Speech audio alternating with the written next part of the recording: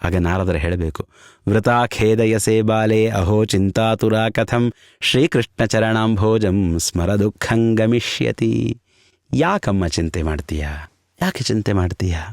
ಜ್ಞಾನ ವೈರಾಗ್ಯಗಳು ಈ ರೀತಿಯಾಗಿ ಕೃಶರಾಗಿ ಬಿದ್ದಿದ್ದಾರೆ, ನಾನು ಕೃಶಳಾಗಿದ್ದೇನೆ ಅಂತ ನೀನು ಚಿಂತೆ ಮಾಡ್ತಾ ಇದೆಯಲ್ಲ, ಯಾಕೆ ಚಿಂತೆ ಮಾಡ್ತಿ? ಶ್ರೀಕೃಷ್ಣ ಚರಣಾಂಭೋಜಂ ಸ್ಮರ ದುಃಖಂ ಗಮಿಷ್ಯತಿ. ದೇವರ ಪಾದಸ್ಮರಣೆ ಮಾಡು. ರಂಗನೆಂದನ ಭವವು ಹಿಂಗಿತೆಂದನ.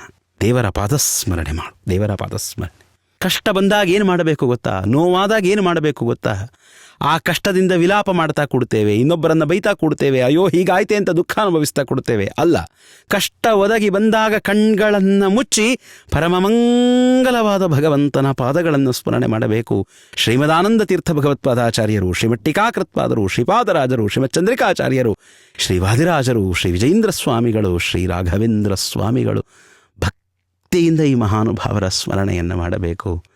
ಕಷ್ಟ ಹೋಗ್ತದೆ, ಹೋಗ್ತದೆ ಕಷ್ಟ. ಶ್ರೀಕೃಷ್ಣ ಚರಣಾಂಭೋಜಂ ಸ್ಮರ ದುಃಖಂ ಗಮಿಷ್ಯತಿ. ನೀವು ಪರೀಕ್ಷೆ ಮಾಡಿ ನೋಡಿ.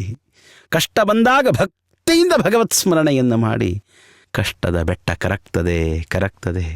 ದ್ರೌಪದಿ ಚ ಪರಿತ್ರಾತ ಏನ ಕೌರವ ಕಶ್ಮಲಾತ್ ಪಾಲಿತ ಗೋಪಸುಂದರ್ಯ ಸ ಕೃಷ್ಣ ಕ್ವಾಪಿನೋ ಗತಃ.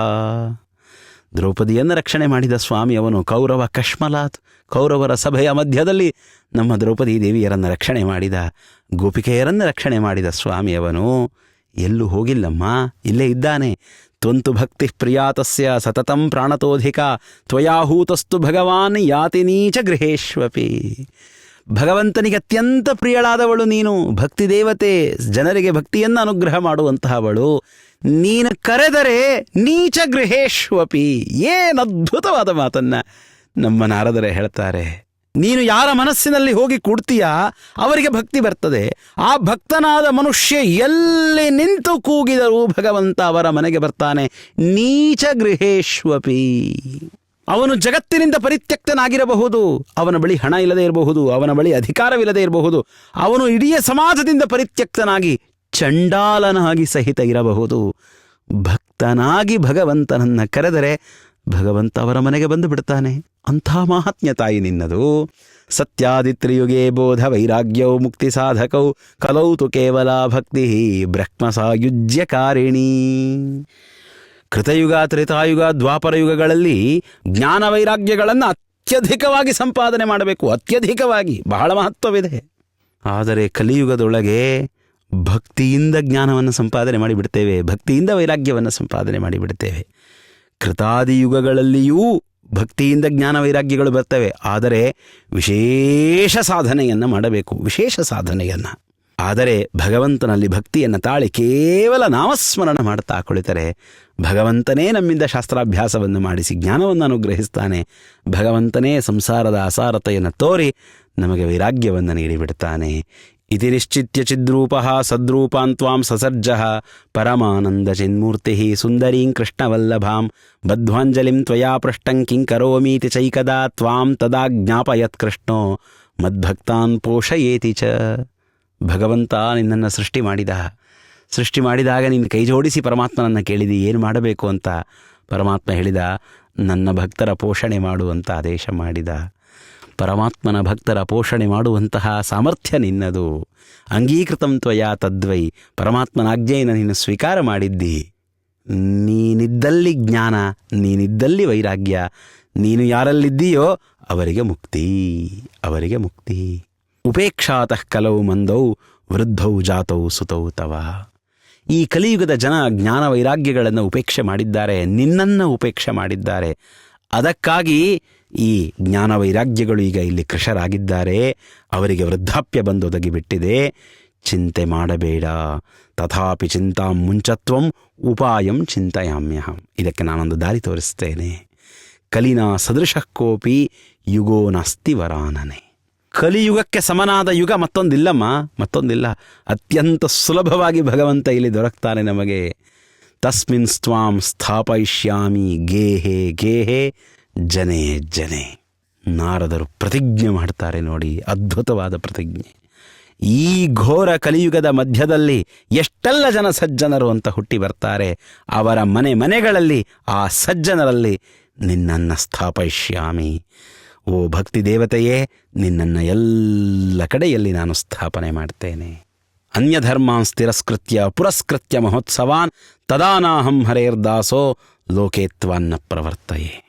ಸಜ್ಜನರಲ್ಲಿ ನಿನ್ನನ್ನು ನಾನು ಸ್ಥಾಪನೆ ಮಾಡಲಿಲ್ಲ ಅಂತಾದಲ್ಲಿ ನಾನು ಹರಿದಾಸನೇ ಅಲ್ಲ, ನಾನು ಹರಿದಾಸನೇ ಅಲ್ಲ, ಭಗವಂತನ ದಾಸ ನಾನು, ಅದಕ್ಕಾಗಿ ನಿನ್ನನ್ನು ಸ್ಥಾಪನೆ ಮಾಡಿಯೇ ಮಾಡ್ತೇನೆ ಅಂತಾರೆ ನಾರದರು. ಏನ ಧೈರ್ಯ ನೋಡಿ, ಕಲಿಗೆ ಎದುರಾಗಿ ನಿಲ್ಲಬಲ್ಲಂತಹ ಸಾಮರ್ಥ್ಯ ವಾಯುದೇವರ ಶಿಷ್ಯರವರು, ವಾಯುದೇವರ ಪೂರ್ಣ ಸನ್ನಿಧಾನೋಪೇತರಾದಂತಹ ಮಹಾಮಹಿಮರು. ಹೀಗಾಗಿ ಪ್ರತಿಜ್ಞೆ ಮಾಡ್ತಾರೆ, ಸಜ್ಜನರ ಮನೆಗಳಲ್ಲಿ ಪ್ರತಿಯೊಬ್ಬ ಸಜ್ಜನರಲ್ಲಿ ನಿನ್ನನ್ನು ನಾನು ಸ್ಥಾಪನೆ ಮಾಡ್ತೇನೆ ಅಂತ. ತ್ವದನ್ವಿತಾಶ್ಚಯೇ ಜೀವಾ ಭವಿಷ್ಯಂತಿ ಕಲಾವಿಹ ಪಾಪಿನೋಪಿ ಗಮಿಷ್ಯಂತಿ ನಿರ್ಭಯಂ ಕೃಷ್ಣ ಮಂದಿರಂ ಯೇಷಾಂಚಿತ್ತೇ ವಸೇದ್ಭಕ್ತಿ ಸರ್ವದಾ ಪ್ರೇಮರೂಪಿಣಿ ನತೆ ಪಶ್ಯಂತಿ ಕೀನಾಶಂ ಸ್ವಪ್ನೇಪ್ಯಮಲಮೂರ್ತಯಃ. ಮಹಾಪಾಪಿಷ್ಠನಾಗಿದ್ದರೂ ಅವನಲ್ಲಿ ಭಗವದ್ಭಕ್ತಿ ಮೂಡಿತು ಅಂತಾದರೆ ಅವನು ಭಗವಂತನ ಮನೆಗೆ ಮೋಕ್ಷಕ್ಕೆ ಹೋಗ್ತಾನೆ, ಅವನು ನಿರ್ಭಯವಾದ ಮೋಕ್ಷಕ್ಕೆ ಹೋಗ್ತಾನೆ. ಅವನು ಭಕ್ತಿ ಬೇಕು. ನ ಪ್ರೇತೋ ನ ಪಿಶಾಚೋ ವಾ ರಾಕ್ಷಸೋ ವಾಸುರೋಪಿ ವಾ ಭಕ್ತಿಯುಕ್ತ ಮನಸ್ಕಾನಾಂ ಸ್ಪರ್ಶನೇ ನ ಪ್ರಭುರ್ಭವೇತ್. ಪಿಶಾಚಗಳು, ಪ್ರೇತಗಳು, ರಾಕ್ಷಸರು, ಅಸುರರು ಯಾರೇ ಆಗಿರಲಿ ವಿಷ್ಣು ಭಕ್ತರನ್ನು ಸ್ಪರ್ಶ ಮಾಡಲಿಕ್ಕೆ ಸಾಧ್ಯವಿಲ್ಲ. ನ ತಪೋಭಿ ನ ವೇದೈಶ್ಚ ನ ಜ್ಞಾನೇನಾಪಿ ಕರ್ಮಣ ಹರಿರ್ಹಿ ಸಾಧ್ಯತೆ ಭಕ್ತಿಯ ಪ್ರಮಾಣಂ ತತ್ರ ಗೋಪಿಕಾ.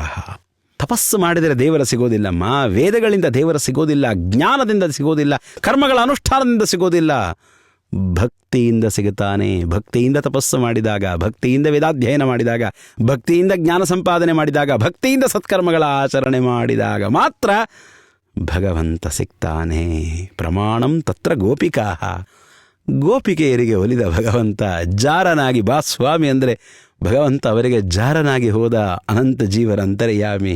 ನೃಣಾಂ ಜನ್ಮ ಸಹಸ್ರೇಣ ಭಕ್ತೌ ಪ್ರೀತಿರಿಹಿ ಜಾಯತೆ ಕಲೋ ಭಕ್ತಿ ಕಲೋ ಭಕ್ತಿರ ಭಕ್ತ್ಯಾ ಕೃಷ್ಣ ಪುರಸ್ಥಿತಃ.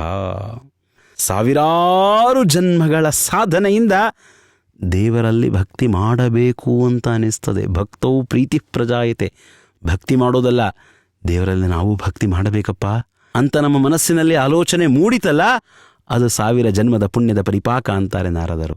ಅಂತಾರೆ ಕಲೋ ಭಕ್ತಿ ಕಲೋ ಭಕ್ತಿರ ಭಕ್ತ್ಯಾ ಕೃಷ್ಣ ಪುರಸ್ಥಿತಃ. ಭಕ್ತಿ ಮಾಡ್ರಿ ದೇವರು ಸಿಗ್ತಾನೆ, ಭಕ್ತಿ ಮಾಡ್ರಿ ದೇವರ ಮುಂದೆಯೇ ಇರ್ತಾನೆ. ಭಕ್ತಿದ್ರೋಹಕರಾಯೇ ಚ ತೇ ಸೀದಂತಿ ಜಗತ್ರಯೇ ದುರ್ವಾಸ ದುಃಖಮಾಪನ್ನ ಪುರಾ ಭಕ್ತ ವಿನಿಂದಕಃ. ಭಕ್ತಿಗೆ ಯಾವನು ದ್ರೋಹವನ್ನು ಮಾಡ್ತಾನೆ, ಭಕ್ತರಿಗೆ ಯಾವನು ದ್ರೋಹವನ್ನು ಮಾಡ್ತಾನೆ, ಅವನಿಗೆ ಒಳಿತಾಗುವುದಿಲ್ಲ. ರುದ್ರದೇವರ ಅವತಾರ ದುರ್ವಾಸರು, ಸಾಮಾನ್ಯ ಮನುಷ್ಯ ಚಕ್ರವರ್ತಿ ಅಂಬರೀಷ. ಅಂಥ ಅಂಬರೀಷನಿಗೆ ನಿಂದೆ ಮಾಡಿದ್ದಕ್ಕಾಗಿ ಅವರಿಗೂ ಕಷ್ಟ ಒದಗಿ ಬಂದಿತು. ಭಗವದ್ಭಕ್ತರನ್ನ ನಿಂದೆ ಮಾಡತಕ್ಕದ್ದಲ್ಲ. ಅಲಂ ವ್ರತೈರಲಂ ತೀರ್ಥೈರಲಂ ಯೋಗೈರಲಂ ಮಖೈಃ ಅಲಂ ಜ್ಞಾನ ಕಥಾಲಾಪೈಃ ಭಕ್ತಿರೇಕೈವ ಮುಕ್ತಿದ. ಭಕ್ತಿ ಇದ್ದರೆ ಉಳಿದೆಲ್ಲ ಸಾಧನಗಳು ಸಾಧನ. ಭಕ್ತಿ ಇಲ್ಲ, ಯಾವ ಸಾಧನವೂ ಸಾಧನವಲ್ಲ, ಯಾವುದರಿಂದಲೂ ಉಪಯೋಗವಿಲ್ಲ. ನೀವು ವ್ರತ ಮಾಡಿ, ತೀರ್ಥಕ್ಷೇತ್ರ ಯಾತ್ರೆ ಮಾಡಿ, ಯೋಗಗಳ ಆಚರಣೆಯನ್ನು ಮಾಡಿ, ಯಜ್ಞಗಳ ಆಚರಣೆಯನ್ನು ಮಾಡಿ, ನಿರಂತರ ಶಾಸ್ತ್ರಾಧ್ಯಯನವನ್ನು ಮಾಡಿ, ಭಕ್ತಿ ಇಲ್ಲ, ವ್ಯರ್ಥ. ಭಕ್ತಿ ಇದೆ, ಅದೇ ವ್ರತ, ಅದೇ ತೀರ್ಥ, ಅದೇ ಯೋಗ, ಅದೇ ಯಜ್ಞ, ಅದೇ ಜ್ಞಾನ ಕಥಾಲಾಪಗಳು ಮೋಕ್ಷ ಸಾಧನವಾಗ್ತವೆ. ಅಂಥ ಭಕ್ತಿ ನಿನ್ನನ್ನು ನಾನು ಎಲ್ಲ ಕಡೆಯಲ್ಲಿ ಸ್ಥಾಪನೆ ಮಾಡ್ತೇನೆ ಅಂತ ಪ್ರತಿಜ್ಞೆ ಮಾಡ್ತಾರೆ. ಮಾಡಿ ಏನು ಮಾಡಿದರು ನಾರದರು? ಭಾಗವತವನ್ನು ಜಗತ್ತಿನಲ್ಲಿ ಪ್ರಚಾರ ಮಾಡಿದರು. ಅಂದರೇನು? ಭಾಗವತ ಭಕ್ತಿಯನ್ನು ನೀಡುತ್ತದೆ.